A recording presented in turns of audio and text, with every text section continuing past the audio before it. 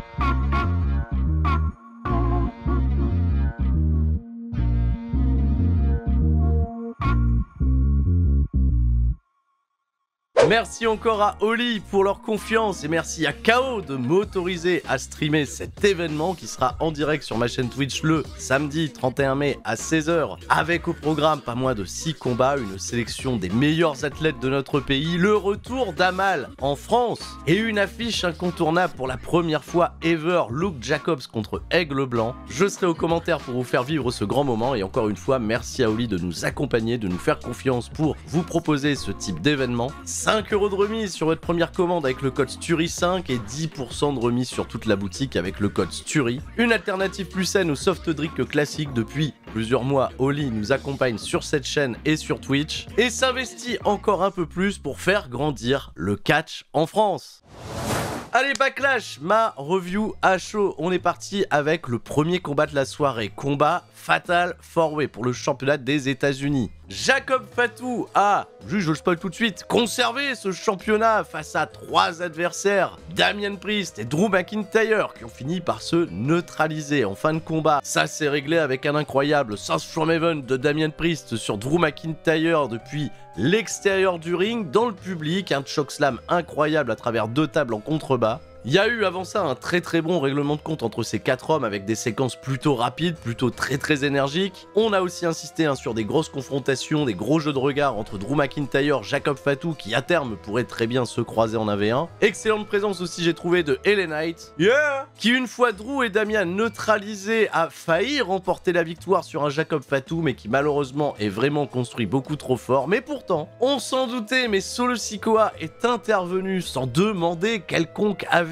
à son protégé, le champion des États-Unis, et a intégré un nouveau membre à son clan. Est-ce qu'on peut toujours appeler ça la Bloodline? Je ne sais pas. Et bah oui, pas de surprise, c'est Jeff Cobb. Bah oui, Jeff Cobb, le catcheur originaire de l'île de Guam, qu'il a représenté dans des compétitions d'haltérophilie aux Jeux Olympiques. Jeff Cobb, anciennement Matanza Cueto du côté de Lucha Underground, s'est totalement réinventé derrière, que ça soit chez Ring of Honor, New Japan Pro Wrestling. C'est un catcheur totalement accompli et qui mérite d'avoir cette place à la WWE avec un talent exceptionnel. Leur intervention a définitivement fait pencher la balance en faveur de Jacob Fatu qui n'était pas très ravi de cette aide apportée de Solo Sikoa. Il a pris la victoire certes, mais il n'a pas décidé de festoyer aux côtés de ses disciples. WWE prend énormément son temps pour construire cette future rivalité entre Solo Sikoa et Jacob Fatu. Peut-être même un peu trop parce que là, Jacob Fatu, il est à point, il a tout le public derrière lui. Même si dans les faits, il n'est pas clairement babyface, je pense que c'est bon. Je pense qu'on peut aller à l'étape supérieure. Excellent opener de 18 minutes, beaucoup de rythme, beaucoup d'action. Un match clairement qui était à la hauteur des attentes.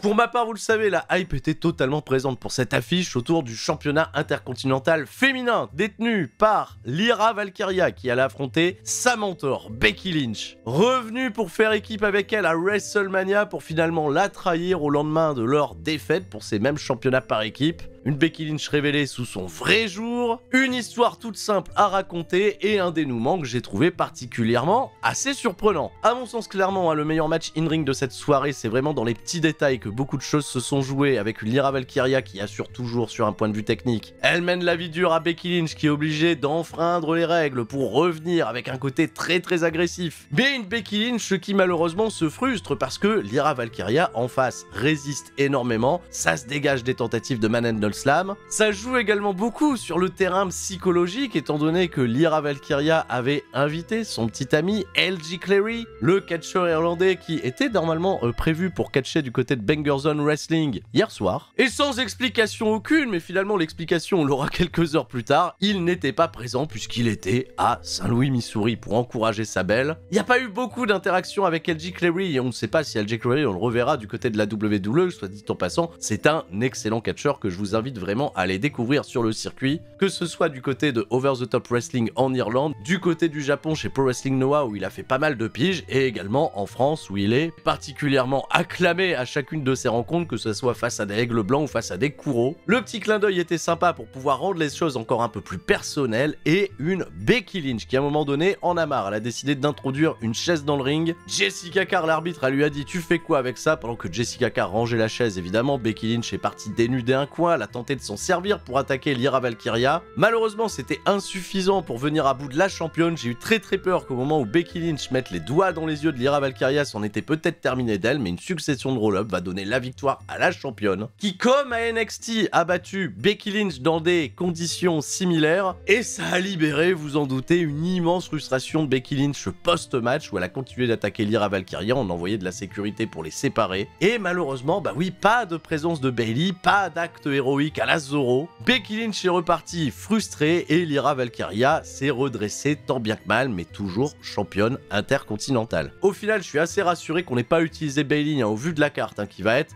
oui, très sollicité en termes d'overbooking et en termes d'intervention. Il y a la place pour développer ça encore un peu plus en weekly, pas impossible que les deux femmes se retrouvent encore dans une situation de combat 1v1 d'ici le Saturday Night Main Event du 24 mai. Bravo en tout cas pour les travaux, parce que ça aide énormément cette mid-card à s'élever, notamment une Lyra Valkyria de s'affirmer encore un peu plus comme future star de cette division. Une autre excellente surprise sur cette carte, un match pour lequel j'avais pas beaucoup d'attentes, c'est le combat qui va opposer Dominic Mysterio, le champion intercontinental qui défend contre Penta. Alors quand je dis pas de surprise, si vous avez vu ce que j'ai dit au Sturistradamus, le scénario s'est presque déroulé exactement de la manière dont je l'avais décrite.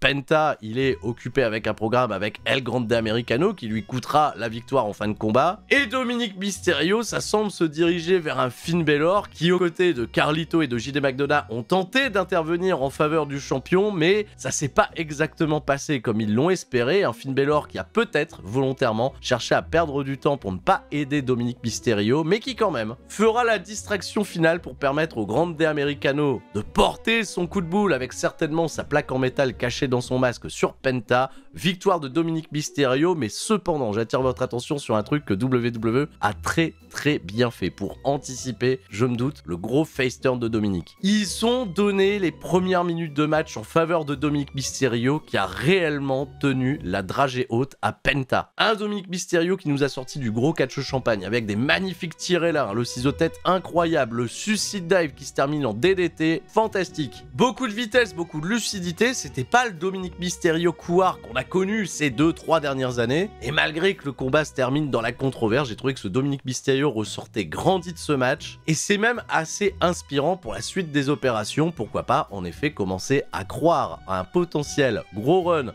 de Dirty Dom. Ça commence à en prendre la direction, et Finn Balor va être un incroyable levier pour pouvoir aboutir à tout ça. Vraiment messieurs, félicitations, c'est un match qui a surpassé mes attentes. Semi-main event est clairement dans la position de l'accident de voiture, le car crash. Pat McAfee contre Gunther. Alors je sais que j'utilise souvent cette expression, l'accident de voiture, on est là, on regarde, on est curieux, qu'est-ce qui va se passer, on sait pas trop, on sait pas, on est dans une position inconfortable, et ce match il a été exactement ce qu'il voulait être, à savoir un accident de voiture. Les ingrédients c'est très simple, on a un Pat McAfee qui n'est pas un catcheur, qui est certes assez athlétique, qui aime le jeu et qui défend de belles valeurs, la loyauté de son ami Michael Cole, la liberté d'expression des commentateurs, et un Gunther qui est particulièrement agressif, un peu susceptible aussi, voilà, il faut bien dire ce qui est, et ça a donné de ce fait le premier combat de Gunther post sa grosse défaite contre Jey Uso à WrestleMania, et même si cette échéance a duré pendant 14 minutes, ce combat a exactement donné ce qu'on s'attendait à ce qu'il donne, à savoir un Gunther qui martyrise tout simplement Pat McAfee, un Pat McAfee qui a du cœur et qui n'abandonne jamais. Jusqu'à la fin de combat, à aucun moment j'ai trouvé que Gunther n'a été décrédibilisé, étant donné que Pat McAfee, il a eu quand même ses petits comebacks, il a sorti 2 beaux saltos pour se sortir d'un mauvais pas, et après derrière il a enchaîné les coups de pied façon punt, et c'est son arme secrète. C'était, je le rappelle, à la NFL, le meilleur punter, le meilleur coup de pied de toute la division de football américain. Et le coup de pied fatidique de Pat McAfee donnera seulement un compte de 1, voilà un Gunther qui se redresse, qui est pas content, qui qui est en colère et un Gunther qui fait derrière payer le prix fort aux commentateurs et à Michael Cole pendant tout ce match qui a été très très bon pour faire vivre les grosses émotions. Il engueulait Gunther. On sait que tu vas le battre, vas-y fais le tomber parce que là ça commence à se transformer en sadisme pur et dur. Et bah Michael Cole, provoqué par Gunther, va s'impliquer aux abords du ring. Et à un moment donné, Michael Cole, attention, il a retenu le pied de Gunther pour contrer une tentative de souplesse sur Pat McAfee qui a donné un compte de 2. 2,99. On a tous eu très peur. On a revu la scène de Rick Rude contre Ultimate Warrior avec Bobby Heenan à WrestleMania 5. Je sais, c'est encore une rêve de vieux, mais c'est une formule qui avait fonctionné à WrestleMania 5. Et j'avoue, il y a eu le petit stress. Hein. Est-ce que Gunther, il allait perdre contre Pat McAfee? Non, vous inquiétez pas. Derrière, on a un Gunther qui a appliqué sa sleeper, un Pat McAfee qui a résisté dans la sleeper. Évidemment, il a du cœur pour finalement pass out. Voilà, ouais, il a pass out. Alors, je sais que beaucoup sont déçus que Pat McAfee n'est pas abandonné sur la soumission et qu'il a été suffisamment résistant pour ne pas abandonner. Et je trouve que c'est un concept un petit peu étrange à la WWE. Je l'avais déjà dit il y a quelques années. C'est un drôle de procédé d'écriture pour essayer de protéger la défaite de quelqu'un, de ne pas le faire abandonner et de lui faire perdre connaissance. Si tu prends ce code-là et que tu l'appliques du côté des mixed martial arts, évidemment, c'est débile. Hein. Si t'es sur le point d'abandonner, bah va pas perdre connaissance, va pas te mettre en danger en fait. J'arrive pas toujours à comprendre ce qu'il y a d'héroïque là-dedans, à part si tu t'appelles Stone Cold Steve Austin et que t'es piégé dans le sharpshooter de Bret Hart à WrestleMania 13 avec des hectolitres de sang là qui te coulent sur le visage. Le rendu pour Pat McAfee c'est pas le même, il était bleu, voilà, bah, le pire derrière. C'est que limite je m'attendais à ce que Gunther continue le travail et continue d'humilier Pat McAfee et c'est pas du tout ce qui s'est passé. Gunther il a fait demi-tour, il a vu que Pat McAfee reprenait connaissance aux côtés de Michael Cole, il lui a fait un petit geste de respect avant de quitter le ring. Après tout, Pat McAfee c'est quand même bien mérité, hein. Il y a eu des échanges d'atemi, de chops. Pat McAfee je vais pas lui enlever, hein. Il a mouillé le maillot. C'était peut-être mon combat préféré de Pat McAfee pour sa 8e occurrence. Ouais, il a déjà fait 8 matchs, Pat McAfee. Le problème, selon moi, c'est que ça donne pas véritablement de direction, c'est pas où on va aller, puisque Pat McAfee, ça a l'air d'aller, hein, ça se trouve, il bosse lundi à Raw. Gunther est peut-être pas totalement dénué de sentiments, alors où va-t-on, hein? Quelle est la suite pour Gunther? Parce que, bah oui, Bill Goldberg, bah on l'a pas vu. Comment on va garder ce Gunther éloigné de la course au titre? Pour ça, hâte quand même d'être à Monday Night Raw ce lundi. Ainsi s'achève ce 4e combat et toute la place était laissée pour ce main event d'anthologie sur le papier, hein, entre John Cena et Randy Orton. One last time. Bon, avant de mettre un petit peu de sel. Oui, vous vous doutez que je vais mettre un petit peu de sel, bien sûr. Le clip de récap du programme avec tous les éléments qu'on nous a montrés qui remontent du côté de chez Ohio Valley, de leur ascension en parallèle, de tous leurs affrontements, John Cena, Randy Orton, c'est indéniable, c'est les Ronaldo et Messi du catch, dans une certaine mesure. Entrée de Giga Rosta pour Randy Orton avec tout le public qui chante son thème parce que le moment est totalement magique. Entrée de Giga Rosta pour John Cena avec des acclamations quand même un peu moindres et beaucoup de John Cena sucks. Une présentation encore une fois excellente d'Alicia Taylor. On est vraiment dans un cadre de grand main event de WWE. Après tout, on n'en doutait pas. Pour les deux catcheurs, on sait, hein, ils ont pas le même jus qu'il y a 25 ans. On va se préserver, surtout dans cette position de main event 1 contre 1. On va faire chauffer le diesel tranquillement. Au début de match, il y a beaucoup d'observations, beaucoup de headlock, des ramenés au sol, on fait un petit peu de séquence avec des courses dans les cordes, c'est pas forcément toujours très esthétique, mais c'est efficace pour lancer les hostilités. À ce petit jeu-là, bien évidemment, Randy Orton, il prend l'avantage, il commence à écraser le pied droit, le pied gauche, le poignet droit, le poignet gauche. Vintage Randy Orton, comme le dit Michael Cole. John Cena, il va faire des petits comebacks. À un moment, il va en avoir marre, John Cena, il va décider de se barrer. Randy Orton, il va aller le ramener au ring par la peau des fesses, et John Cena va réussir un comeback, amener les premiers 5 Move of Doom, terminer par le 5 Knuckle Shuffle, mais pas pouvoir enchaîner avec l'attitude adjustment parce que bah, c'est au tour de Randy Orton d'amener les gros trademarks avec la salsa habituelle, corde à linge, Power Slam, DDT, le RKO, c'est contré, attitude adjustment, et je vais m'arrêter ici parce que bah, c'est cette première phase de match qui m'a le plus intéressé, je ne vous le cache pas. Derrière, j'ai eu l'impression qu'on a juste eu un festival de tentatives de finish qui soit passé, soit été contré, des RKO, des attitude adjustment. Le seul petit point un peu nostalgique, c'est qu'on a eu le fameux attitude adjustment contré en RKO. Et en termes de callback à leur rivalité au pluriel incroyable, bah c'était la seule chose à se mettre sous la dent. Ouais, c'était beaucoup finish, au sol, 1-2, dégagement, on souffle, et fatalement pour faire grimper le suspense, vu que bah tout le monde se dégage des finishes de tout le monde, et bah on fait un ref bump. Et bah voilà, un petit ref bump, voilà. Donc Chad Patton, le premier ref bump derrière John Cena, bah tiens, si j'allais gruger, je vais aller prendre une ceinture, je vais essayer d'attaquer. Hop, RKO, on aurait pu compter jusque 10, mais non, compte de 2. Je me remets les choses un petit peu en mémoire après le visionnage, ça va aussi partir à l'extérieur du ring. Là, il va y avoir un nouveau ref bump pour Chad Patton qui va terminer dans l'escalier d'acier. Le pauvre aura pu le revoir pendant de très nombreuses minutes. Attitude Adjustment de Randy Orton sur John Cena à travers la table des commentateurs. Il va même se permettre d'en faire un autre sur une autre table qu'il avait sortie après. Le RKO, un arbitre arrive à la rescousse, mais trop tard malheureusement, compte 2-2 à nouveau. Nouveau ref bump, pas de bol. John Cena, il va chercher sa ceinture pour attaquer Orton avec. Il se prend un RKO et là, il n'y a pas d'arbitre. C'est toute la sécurité qui arrive. C'est Nick Aldis, c'est les agents et au lieu de régler le problème des arbitres, parce que c'est sûr, il n'y a que 2 arbitres à la WWE, les autres sont peut-être pas accrédités pour pouvoir arbitrer la fin du match, et puis Triple H dans sa gorilla position, il envoie les arbitres quand ça lui arrange. Non, là c'était totalement absurde d'envoyer Nick Aldis, tous les agents, pour essayer de réveiller un arbitre, et personne prend réellement le problème au sérieux. Randy Orton, il avait gagné le match 10 fois. Nick Aldis, il a préféré courir vers un arbitre, genre le mec, meurs pas maintenant parce que tu me dois de l'argent. Randy Orton, bien évidemment, il en avait marre, il a fait une tournée de RKO sur Aldis, sur tous les agents, c'était la RKO partie, et derrière, folie meurtrière, il a voulu punter John Cena, qui lui aussi a voulu punter à un moment donné Randy Orton, il a fait les grimaces à la Randy Orton, il était un peu drôle. Et Orton, au moment peut-être de sortir le punt sur John Cena, il y a R-Truth qui est arrivé de nulle part. R-Truth, il est venu dire à Randy Orton, fais pas ça, John Cena, c'est un gentil, je l'aime tout. Ils ont vraiment intégré R-Truth à la fin de ce programme. R-Truth, il vient intervenir pour donner la victoire à John Cena, parce que oui, hein, il va se prendre un RKO, R-Truth, mais la distraction, elle est suffisante pour que John Cena derrière, il fasse coup bas et coup de ceinture. Et là, comme par hasard, Chad Patton, qui avait fait un sommeil, il revient, il compte 1, 2, 3. Vraiment, R-Truth, qui est impliqué dans le dernier moment de la rivalité Randy Orton et John Cena, ça m'a fait regretter pendant des années de vous avoir saoulé avec l'idée de revoir un jour un Cena Orton dans un ring WWE passé 2017. C'était, j'ai trouvé en tout cas, très feignant hein, dans l'écriture. Alors certains vont dire, bah très bien, comme ça ruine le catch. Ce qui va vraiment ruiner le catch pour ma part, c'est ce qui se passera dans l'aftermatch. John Cena, il va prendre le micro, il va dire Saint-Louis, Missouri, profitez hein, de voir le dernier vrai champion de la WWE. Coupez ma musique, j'ai pas besoin de musique, j'ai pas besoin des fans, tout ce que je veux, c'est de la compétition. Il s'est barré et en sortant du ring, il a marqué un temps, avec peut-être quelques regrets, peut-être un peu d'amertume, de devoir peut-être jouer le méchant à contre-cœur. Ouais, ça clairement, ils l'ont pas fait par hasard. Hein. John Cena, l'amertume d'être forcé à être le méchant, est-ce que c'est pas ça qui va ruiner le catch? Est-ce que c'est pas les déclarations, la fierté de Triple H d'avoir proposé à John Cena, si tu reviens à la WWE, ça te dirait de tourner heel? Et là, qu'est-ce qu'on voit maintenant? On voit un John Cena qui aurait peut-être des regrets d'avoir fait ce heel turn. Vraiment, WWE, c'est là-dessus qu'on va partir pour la dernière année. C'est ça ruiner le catch? Je suis un peu inconfortable à cette idée, et évidemment, c'est purement que de la spéculation au moment où on se parle, mais ça sera assez intéressant de voir comment les choses vont évoluer. Aucune idée de quel sera le futur programme de John Cena, en attendant peut-être Cody Rhodes, hein, qui est prévu pour l'épisode de SmackDown de la semaine prochaine.